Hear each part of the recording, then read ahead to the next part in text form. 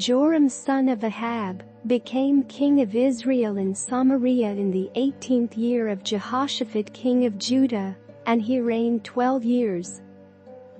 He did evil in the eyes of the Lord, but not as his father and mother had done. He got rid of the sacred stone of Baal that his father had made. Nevertheless he clung to the sins of Jeroboam son of Nebat, which he had caused Israel to commit. He did not turn away from them. Now Mesha king of Moab raised sheep, and he had to pay the king of Israel a tribute of 100,000 lambs, and the wool of 100,000 rams. But after Ahab died, the king of Moab rebelled against the king of Israel. So at that time King Joram set out from Samaria and mobilized all Israel. He also sent this message to Jehoshaphat king of Judah: "The king of Moab has rebelled against me. Will you go with me to fight against Moab?" "I will go with you," he replied. "I am as you are, my people as your people, my horses as your horses." "By what route shall we attack?" he asked. "Through the desert of Edom," he answered. So the king of Israel set out with the king of Judah and the king of Edom. After a roundabout march of 7 days, the army had no more water for themselves or for the animals with them. "What?" exclaimed the king of Israel. "Has the Lord called us 3 kings together, only to deliver us into the hands of Moab?" But Jehoshaphat asked, "Is there no prophet of the Lord here, through whom we may inquire of the Lord?" An officer of the king of Israel answered, "Elisha son of Shaphat is here. He used to pour water on the hands of Elijah." Jehoshaphat said, "The word of the Lord is with him."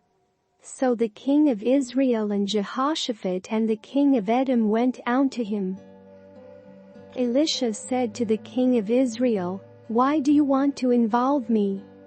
Go to the prophets of your father and the prophets of your mother." "No," the king of Israel answered, "because it was the Lord who called us 3 kings together to deliver us into the hands of Moab." Elisha said, "As surely as the Lord Almighty lives, whom I serve, if I did not have respect for the presence of Jehoshaphat king of Judah, I would not pay any attention to you.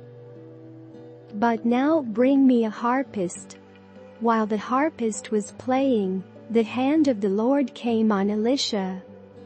And he said, "This is what the Lord says: I will fill this valley with pools of water.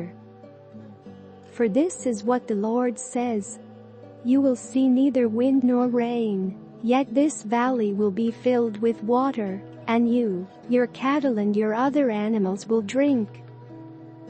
This is an easy thing in the eyes of the Lord.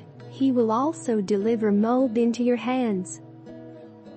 You will overthrow every fortified city and every major town.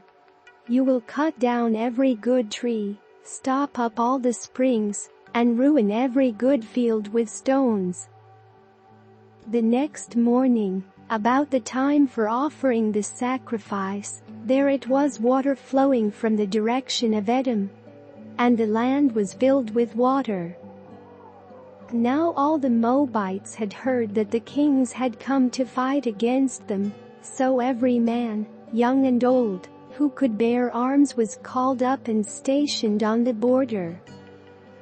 When they got up early in the morning, the sun was shining on the water. To the Moabites across the way, the water looked red like blood. "That's blood," they said. "Those kings must have fought and slaughtered each other. Now to the plunder, Moab." But when the Moabites came to the camp of Israel, the Israelites rose up and fought them until they fled. And the Israelites invaded the land and slaughtered the Moabites. They destroyed the towns, and each man threw a stone on every good field until it was covered. They stopped up all the springs and cut down every good tree. Only Kir Hareseth was left with its stones in place, but men armed with slings surrounded it and attacked it.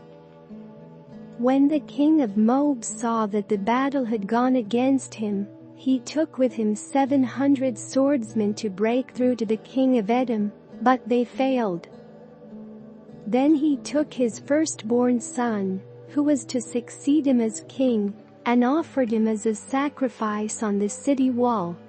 The fury against Israel was great. They withdrew and returned to their own land.